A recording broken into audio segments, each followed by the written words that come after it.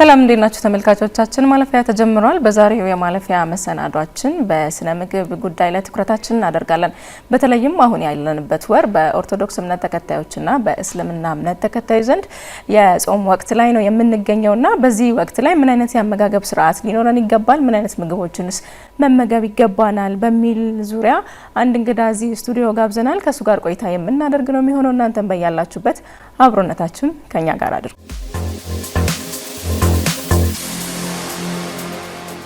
ጥሪያችንን አክብረ እዚህ ስቱዲዮ ስለተገኘ እጅግ አድርጌ አመሰግናለሁ። ራስን ለተመልካቾች አስተዋውቅልን። እሺ፣ እኔም አመሰግናለሁ። ብሩክ መኮንን እባላለሁ። የስነ ምግብ ባለሙያ ነኝ። በተለይ አሁን ያለንበት ወር ሁለት የእምነት ተከታዮች የእስልምናና የኦርቶዶክስ እምነት ተከታዮች የጾም ወቅት ላይ ነው የሚገኙትና በጾም ወቅት የአመጋገብ ሁኔታችን እንዴት መሆን አለበት? ጾምስ ለጤናችን ያለው ጥቅም ምንድነው? እስቲ ከዛ እንነሳ። ጾም የተለያዩ ጠቀሜታዎች አሉት ለጤናችን። እነዚህ ጠቀሜታዎች ደግሞ እንደ አጻጻማችን የተለያዩ ጠቀሜታዎችን እንድናገኝ ያደርገናል። የመጀመሪያው የጾም ጥቅም ከምንለው ውስጥ የሰውነት ክብደትን መቆጣጠር ነው። የሰውነት ክብደት መቆጣጠር ማለት በተለይ ደግሞ አሁን ላይ በጣም ችግር እየሆኑ ከመጡ ነገሮች አንዱ ከልክ በላይ የሆነ የሰውነት ክብደት ነው እና ያንን ከልክ በላይ የሆነ የሰውነት ክብደትን ወደ ጤናማው ለመመለስ ጾም ሊያግዘን ይችላል። ማንኛውም ሰው ምግብ ሲመገብ አሁን ላይ ለጉልበት ይጠቀመዋል ሰውነታችን። ከሚፈልገው በላይ ደግሞ ከተመገብንለት በስብ መልክ በተለያዩ እንዲሁም ደግሞ ጉበታችን ውስጥ በግላይኮጅን በሚባል ንጥረ ነገር መልክ ያጠራቅመዋል ያንን ምግብ። ስለዚህ በማንመገብበት ሰዓት እነዚህ ነገሮች እየመነዘረ ይጠቀማቸዋል ማለት ነው። በተለይ አሁን ላይ ደግሞ በጣም እየታወቁ ከመጡ የጾም ጥቅሞች አንዱ ሰውነታችንን የማጽዳት ባህሪ ያለው ጾም። ሰውነት ማጽዳት ማለት እንዴት ነው? አንዳንዴ ምግብ በየቀኑ እየሰራን የምንመገብ ከሆነና ምግብ ያልሰራሽ ቀን ለምሳሌ አንቺ ቤት ስትገቢ ምን ታደርጊያለሽ? በቃ ቤት ውስጥ ምግብ አልሰራሽም። ስለዚህ ፍሪጁን ትከፍቺና ከትላንት ወደ የሰራሽው እንዳለ ታያለሽ። ስለዚህ እሱን ሞቅ አድርገሽ የመጠቀም ባህሪ ያለና እንደዛ ሁሉ ሰውነታችን ደግሞ አሁን ምግብ በማይኖርበት ሰዓት ለተለያዩ አገልግሎቶቹ ይሄ የተዳከሙ ሴሎችን በትክክል አገልግሎት እያልሰጡ ያልነበሩ ሴሎችን እነሱን ጠራርጎ አንደኛ እንደ ጉልበት ምንጭነት የተለያዩ ደግሞ ጤናማ ሴሎችንም ለመስራት ይጠቀምባቸዋል ማለት ነው ሰውነታችን። ስለዚህ ጾም ለሰውነታችን ሌሎች ስራዎችንም እንዲሰራ እረፍት የምንሰጥበትም ሂደት ያፋጥንልናል ማለት ነው። ደክሞን ነው የምንለው ሰውነታችን የበለጠ የሚዝልበት ጊዜም ስለሚሆን በሚጾምበት ወቅት በዚህ ሰዓትስ ምን አይነት የአመጋገብ ስርዓት ሊኖረን ይገባል? ስንጾም በተለይ ደግሞ ሃይማኖታዊ ጾም ያው ከውሃም ነው ራሳችንን የምናግደው። ስለዚህ በመጀመሪያ ደረጃ ትልቁ ነገር ሰውነታችን በቂ ውሃ እንዲያገኝ ማድረግ አለብን። ከጾም በኋላ ሰውነታችን ለረጅም ጊዜ ውሃ ተጠምቷል። ስለዚህ ስራውን እንድናስጀምረው በቂ ውሃ መጠጣት አለብን። ስለዚህ የመጀመሪያው ነገር በቂ ውሃ መጠጣት ነው። ከዛ በመቀጠል ደግሞ የምንመገባቸው ምግቦች መምረጥ አለብን። ስንጾም ቶሎ መጀመሪያ አካባቢ መመገብ ያሉብንና የሌሉብን ምግቦች አሉ። መውሰድ ከሌሉብን ነገሮች ውስጥ ዋናዎቹ ጣፋጭ ምግቦችን ወይ ደግሞ ስኳር በጣም የተጨመረባቸው ማናቸውንም ምግቦች እንዲሁም ደግሞ ሲምፕል ወይም ደግሞ ቀላል የሚባሉ የካርቦሃይድሬት ዘሮች። እነዚህ ደግሞ ምንድናቸው? በጣም ከተፈተገ እህል ዘር የሚሰሩ እንደ ዳቦ ሊሆን ይችላል። አሁን ከፍርኖ ዱቄት በተለምዶ ከምንለው ከሱ የሚሰራ ዳቦ ሲምፕል ካርቦሃይድሬት እንላቸዋለን እና እንደዚህ አይነት ካርቦሃይድሬቶችን ወደ ኋላ አድርገን እንዲሁም ደግሞ ቅባት ደግሞ በጣም የበዛባቸውን ምግቦች እንደዚህ መጠንቀቅ ያስፈልጋል። ከጾምን በኋላ ሰውነታችን እነዚህን ለመቀበል ዝግጁ አይደለም። ወይም ደግሞ አንዳንዴ ሲምፕል የሚባሉ ካርቦሃይድሬቶችን ስንወስድ ቶሎ የደም ስኳራችንንም ሊጨምረው ስለሚችል ለሰውነታችን ጤነኛም ሰው ብንሆን አይመከርም ማለት ነው፣ የስኳር ህመምን ባይኖርብን። ስለዚህ ምን አይነት ምግቦችን መመገብ አለብን? ለሰውነታችን መረጋጋት ሊሰጡን የሚችሉ ለምሳሌ ብዙ ጊዜ ከተለያዩ ሃይማኖቶች በክርስትናው ወጥም ከሆነ ያልበዛባቸው ቅባት ያልበዛባቸው እንደ ምስር፣ ጎመን እነዚህ ከሁሉም አይነት አድርጎ ቅባት ሳይበዛባቸው መመገቡ ሰውነታችን ቀስ በቀስ ወደ ምግብ እንመልሰዋለን። በእስልምናውም ደግሞ የተለመደ ነገር አለ ቴምር። አሁን ቴምር ስንጠቀም ሳይበዛ ነው፣ ቴምሩም ሳይበዛ የሚያስፈልገንን የተወሰነች ጉልበት ሌሎች ምግቦችን ለመመገብ የሚያስፈልገንን የተወሰነች ጉልበት ይሰጠናል። ከዛ በተጨማሪ ደግሞ እንዲህ አጃ ሾርባ እንደዚህ ያሉትን ደግሞ ሲመገቡ ሰውነታችን ከምግብ ጋር ቀስ በቀስ እንዲላመድ እናደርገዋለን። በጣም ሰውነታችንም ይደነግጣል አንዳንዴ ምግብ ስንሰጠው በጣም የደም ስኳር መጠን በጣም ይጨምራል እንትን ይላልና ያን ነገር ለመከላከል በእንደነዚህ ምግቦች መጀመር አለብን። ነገር ግን በጣም ቅባት የበዛባቸው ስኳር የበዛባቸው ለስላሳ መጠጦች ሊሆኑ ይችላሉ፣ ኩኪሶች ሊሆኑ ይችላሉ፣ ኬኮች ሊሆኑ ይችላሉ። እነዚህ ነገሮች መጠቀም የለብንም ማለት ነው። ምናልባትም ጾም በሆነ ብቻም ወቅት ሳይሆን ጾም በማይኖርበት ጊዜያቶችስ የአመጋገብ ስርዓታችን እንዴት መሆን አለበት? ለጤናችን የሚጠቅሙ አይነት ምግቦችን ከመመገብ አንጻር ልማዳችን እንዴት ማድረግ አለብን? መጀመሪያ ጾም ግዴታ አይደለም። ጤነኛ ሰው ለመሆን ግዴታ የማይጾም ሰው ጤነኛ አይሆንም ማለት አይደለም። ስለዚህ ጾም ግዴታ አይደለም። ነገር ግን ከጾም የሚገኙ ደግሞ ጥቅሞች አሉ። እነሱን ሲፈልግ ሰው ወደ ጾም መሄድ ይችላል። ግን አንድ ሰው መመገብ አለበት የሚባለው ከሁሉም አይነት ምግቦች በመጠኑ ቀላቅሎ መመገብ አለበት።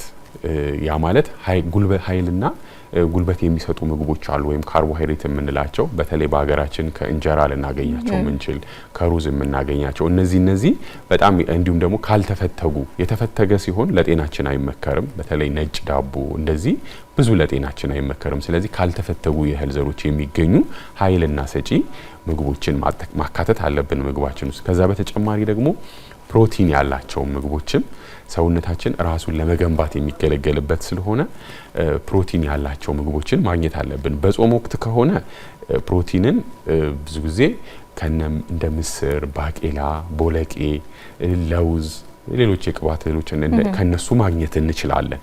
ነገር ግን ጾም ካልሆነ ደግሞ ከእንስሳት ተዋጽኦ እንደ ስጋ፣ እንቁላል ካሉ ከእንስሳት ተዋጽኦ ማግኘት እንችላለን ማለት ነው።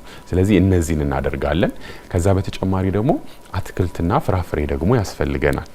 አትክልትና ፍራፍሬዎች ደግሞ ለጤናችን አንደኛ ፋይበር የሚባለውን ንጥረ ነገር ይዛሉ። ፋይበር ደግሞ ጤናማ አንጀት እንዲኖረን እንዲሁም ደግሞ ይሄ የደም ስኳር መጠናችን ቁጥጥር ላይ በጣም የሚያግዙ ነገሮች ናቸው። እነዚህ የተለያዩ ቫይታሚኖችንም ሚነራሎችንም ይይዙልናል። ስለዚህ ከነዚህ ነገሮች ቀላቅለን መመገብ አለብን ማለት ነው። የሰውነታችንን ክብደት ለመቀነስ የአመጋገብ ሁኔታችንን የምናስተካክልባቸው ሁኔታዎች አሉ። አሊያም ደግሞ በሕክምና ሐኪም ሊያዝልን የሚችሉ የምግብ ሂደቶች አሉና ብዙ ጊዜ የአመጋገብ ባህላችንስ እንዴት መሆን አለበት ትላለ? አንድ ሰው ሰውነት ክብደቱ ከልክ በላይ ስላልሆነ ሙሉ ለሙሉ ጤነኛ ነው ማለት አይደለም። ያ ማለት ምን ለማለት ፈልጌ ነው? ቀጭን ሆነሽ ራሱ የሰውነትሽ የስብ መጠን ከሚፈልገው በላይ የሚሆንባቸው ጊዜዎች አሉ። ይሄን የሚያስከትለው ምንድነው? የምንመገባቸው ምግቦች ቅድም እንዳልኩሽ የተመጣጠኑ ስላልሆኑ ነው። ከመመጣጠንም ባለፈ ደግሞ ሰውነታችን የማያስፈልጋቸውን ምግቦችም እንሰጠዋለን።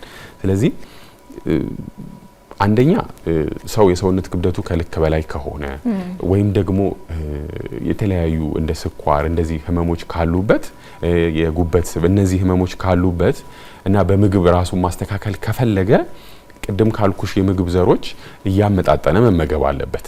ነገር ግን ደግሞ ያ ዕውቀት ከሌለው የማመጣጠኑ ዕውቀት ከሌለው ደግሞ የስነ ምግብ ባለሙያ ጋር በመሄድ በቂ መረጃ ማግኘት ይችላል። ከመረጃ በላይ ደግሞ ለተወሰኑ ጊዜ የሚሆን የምግብ ፕሮግራሞች ወጥቶለት መጠቀም ይችላል የስነ ምግብ ባለሙያ ላይ። እንዲሁም ደግሞ የሰውነት ክብደታችን ደግሞ ጤናማ የሚባል ከሆነ ደግሞ በዛው እንዲቀጥል ማድረግ እንፈልጋለን። የሰውነት ክብደታችን ጤናማ ውስጥ ሆነን ለረጅም ጊዜ እንዲቆይ እንፈልጋለን። ጤናማ ስንሆን ግን ሰውነታችን የስብ መጠኑ ከልክ በላይም ሊሆን ይችላል። ስለዚህ ያ ምን ማድረግ አለብን? አንደኛ ከስብ መጠን ይልቅ ወደ የጡንቻችን መጠን እንዲጨምር ማድረግ፣ ቀጭንም ሆነን ከስብ ይልቅ ወደ ጡንቻ እንዲሄድ ማድረግ አለብን። በተለይ ደግሞ ቀጭን ነኝ ብሎ ሰው እንደ ልቡ ለስላሳ መጠጥ ይጠጣል፣ ካለ ኬኩን ኩኪሱን ምኑን አብዝቶ ይመገባል። አብዛኛው ምግቡ ካርቦሃይድሬት እንደ ፓስታ እነዚህ ምግቦች አብዝቶ የጥራጥሬ እህሎችን እንደ ምስር፣ እንደ ቦለቄ፣ ባቄላ የሚባሉትን ምግቦች ደግሞ ወደ ኋላ የመግፋት ባህሪ ያለና ሰው የሰውነት ክብደቱ ጤናማም ቢሆን ወይም ደግሞ በጣም ወፍራም ስላልሆነ እንደ ልቡ መመገብ ይችላል ማለት አይደለም። ስለዚህ ጤናማ የሚባሉትን ምግቦች አንድ ሳህን ለምሳሌ እንውሰድ። አንድ ክብ ሳህን እንወስዳለን። ያንን ሳህን ግማሹን እንከፍልና አንድ ሰው አሁን ጤናማ ምግብ ልመገብ እንዲሁ በግምት እንኳን ቢባል ግማሹን ይከፍልና አትክልትና ፍራፍሬ ሊሆን ይችላል። አትክልት ስንል ጎመን ሊሆን ይችላል፣ ሰላጣ ሊሆን ይችላል፣ ቲማቲም ሊሆኑ ይችላሉ፣ ጥቅል ጎመን ሊሆን ይችላል። ስለዚህ ቆስጣ፣ እነዚህ ነገሮች ግማሹ ሳህኑ እሱ ነው መሆን ያለበት። ከዛ አሁን ግማሹ ይቀራል አይደለ?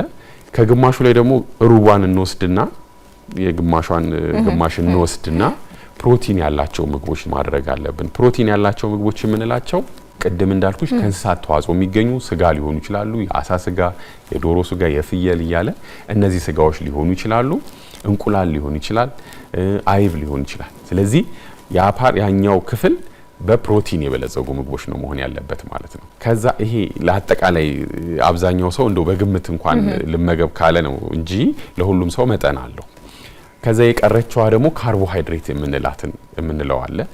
ካርቦሃይድሬት ማለት እንጀራ ሊሆን ይችላል፣ ብዙ ጊዜ ቤታችን ውስጥ ዳቦ ሊሆን ይችላል። ዳቦ ደግሞ ሲሆን ካልተፈተጉ የእህል ዘሮች የሚሰሩ ዳቦች ሊሆን ይችላል፣ ቂንጬ ሊሆን ይችላል፣ አጃ ወይም ደግሞ እነ ፓስታ ሊሆኑ ይችላሉ። ፓስታም ያው በመጠኑ ማለት ነው። እነዚህ ምግቦች ሊሆኑ ይችላሉ። ስለዚህ እንደዚህ ከፋፍሎ ሳህኑን ከፍሎ መጠቀም ይችላል ማለት ነው። አንድ ሰው በሳህኑ ላይ ሙሉ ጤናማ አመጋገብ ልምድ ምንድነው የሚለውን ነገር እዛች ላይ መስራት ይችላል ማለት ነው። በስተመጨረሻም አሁን ጾም ላይ ለሚገኙት ማህበረሰብ ማስተላለፍ የምትፈልገው መልእክት ካለ እድል ስጥ። እሺ፣ ያው እንኳን አደረሳችሁ እንዳለ አሁን መሀል ላይ ተሰነን ያለ ነው። ነገር ግን ጾም ያው ሁሉም ሰው ከጤና አንፃር ካየው ሁሉም ሰው መጾም የለበትም። መጾም የማይፈቀድላቸው ወይም ደግሞ በባለሙያ ክትትል መጾም ያለባቸው አሉ። ከነዚህ ውስጥ ለምሳሌ የደም የስኳር መጠናቸው በትክክል ቁጥጥር ላይ ያልሆነና ብዙ መድኃኒቶችን የስኳር መቀነሻ ብዙ መድኃኒቶችን የሚወስዱ ሰዎች ከሐኪማቸው ትእዛዝ ውጪ ወይም ደግሞ ከስነ ምግብ ባለሙያ ትእዛዝ ውጪ ባይጾሙ ይመከራል። በተለይ ለረጅም ሰዓት ባይጾሙ ይመከራል። ከዛ በተጨማሪ ደግሞ ነፍሰ ጡር ሴቶች ለረጅም ሰዓት ከምግብ ራሳቸውን ባያረቁ ይመከራል። ምክንያቱም ከራሳቸውን በላይ ውስጣቸው ጽንስ ስላለ እነሱም ከረጅም ሰዓት ራሳቸውን ከምግብ ባያረቁ ይመከራል። እንዲሁም ደግሞ ህፃናት ከ18 ዓመት በታች የሆኑ እድገት ላይ ስለሆኑ አትሊስት ከጾሙ በኋላ የሚመገቡት ምግብ ተመጣጣኝ እንዲሆን በተለይ የቤተሰብ ክትትል ቢደረግላቸው ይመከራል ማለት ነው። ስለዚህ እነዚህ ሰዎች ከጾም ራሳቸውን ማቀብ ወይም ደግሞ ጥንቃቄ ማድረግ አለባቸው። በተረፈ ግን ያው እንኳን አደረሳችሁ። እንዲሁም ደግሞ እንግዲህ መልካም የቀረውን ጊዜ ደግሞ መልካም ጾም ማለት እፈልጋለሁ። ጥሪያችንና ክብረክ ሰፋ ያለ መረጃ ስለሰጠን አመሰግናለሁ። እሺ፣ እኔም አመሰግናለሁ።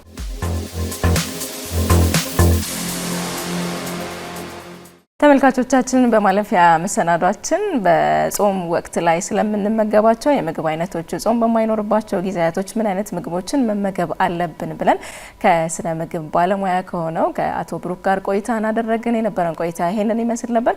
እናንተም ሰፋ ያለ ምክርና መረጃን እንዳገኛችሁበት እምነታችን ነው። እኔ ከወዲሁ አበቃውኝ። ማለፊያ ወደ እናንተ መድረሱን ይቀጥላል። መልካም ጊዜ ይሆንላችሁ።